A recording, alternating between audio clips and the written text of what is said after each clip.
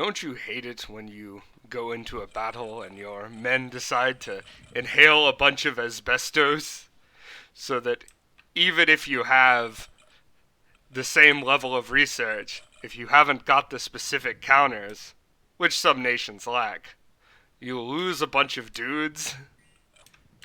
Even if you get close to winning and nearly get there, you still committed more resources and lost way more than your opponent. Now, there are ways around this. One way you can deal with this is simply by bringing way more shit than your opponent has, in the hopes that your shit will overwhelm them and win the battle for you very quickly.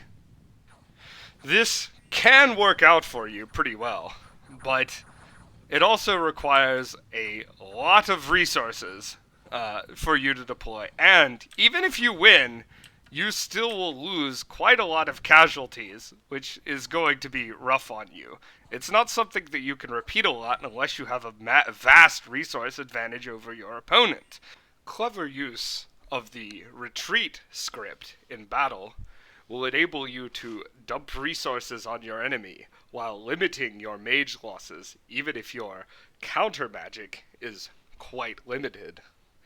Now, when I say clever use of the retreat mechanic, what I mean is that this isn't an everyday food, much like the chunky monkey ice cream that you're eating a pint of right now. No, this is sometimes food. Also, like the weed brownie you ate last night. So when do you do this, and when do you avoid doing this? Well, you avoid doing it when your opponent can easily cut your retreat routes, or has access to or a propensity for remote attacks that can cut off your retreat routes. Or when you know, or I suspect, your opponent is going to gem bait you and cause you to blow a lot of elementals on something that doesn't matter and lose all your gems and scatter all your mages. When you want to do this is when you're both at level 5 power spikes, so that your opponent doesn't have much tactical flexibility, and when you can easily delab mages with gems and then bring them back so they're not hanging out with a bunch of gems and you don't lose that many resources. That way you can deploy an overwhelming amount of resources for a single fight without losing many mages or risking many mages, and then quickly bring them back so that you're not losing a bunch of resource turns as well. So how do you pull off this technique, and why does it work? Well, the first ingredient you need is a bunch of mages set to cast one elemental, one single elemental or other summon, so that it does not fatigue them to the point that they fall asleep in the clouds of poison fart gases. And then, after that, script them to retreat, so that they will leave the battlefield in a timely manner and not stick around and die. The second ingredient, which is very important, is that you need a mage who is set to stick around. This mage needs to be immune to the foul vapors, but getting, say, a single ring of poison is a lot easier than getting mages to cast Poison Ward for you. Or you can use mages that have natural immunity to poison, or sacred mages if you've taken poison res as your bless.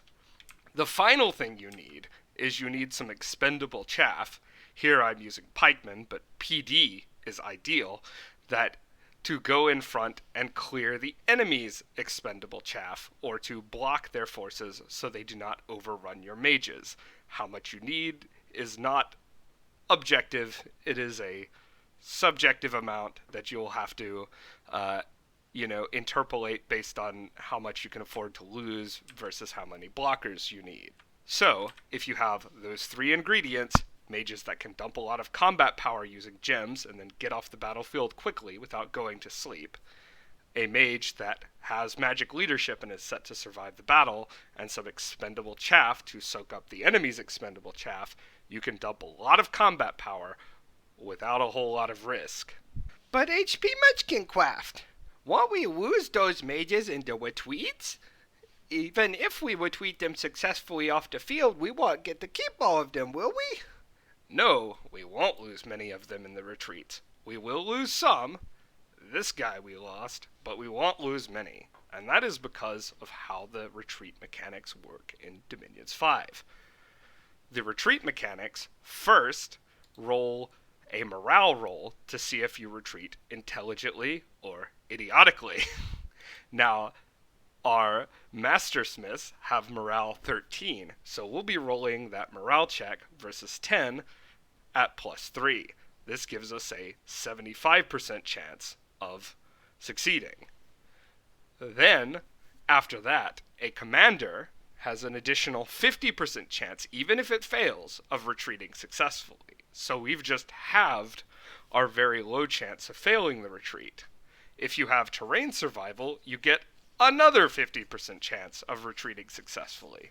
Therefore, you have very, very low chances of retreating unintelligently, and most of your mages will survive so long as the enemy cannot cut your retreat paths.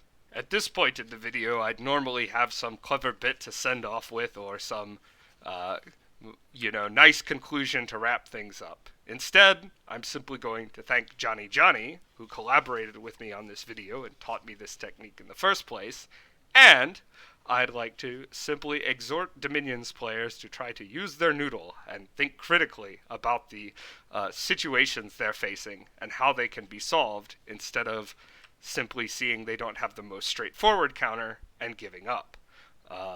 See you all next time? ?